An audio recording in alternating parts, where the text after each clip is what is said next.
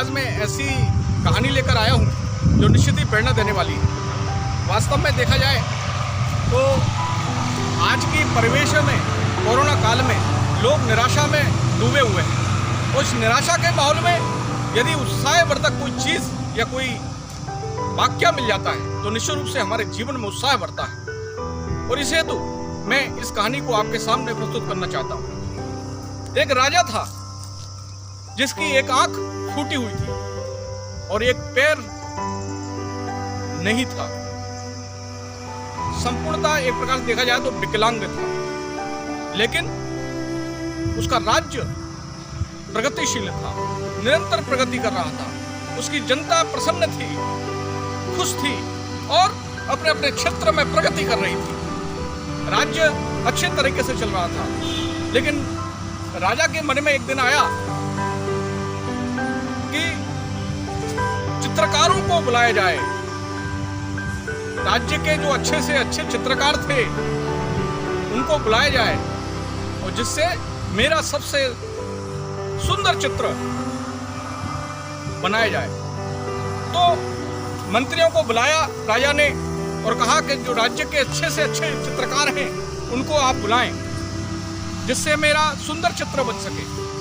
राज्य के बड़े बड़े चित्रकार आए, राज्य में उसकी सभा में आए और राजा को देखा तो अचंभित रह गए, क्योंकि उसकी एक आंख फूटी हुई थी, एक पैर भी नहीं था।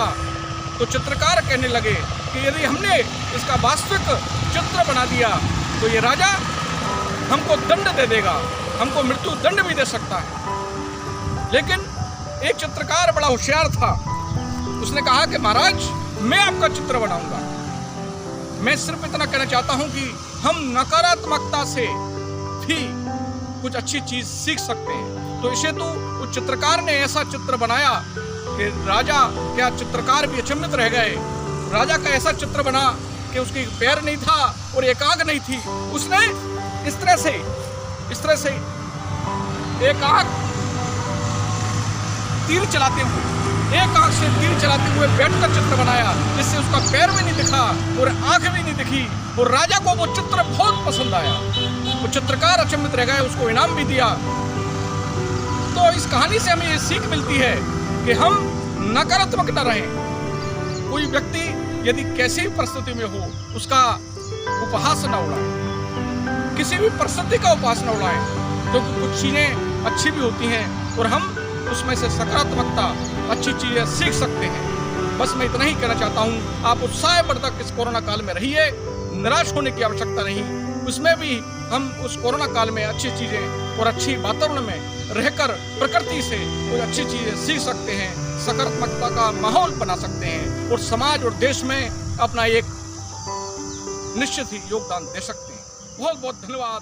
जय हिंद।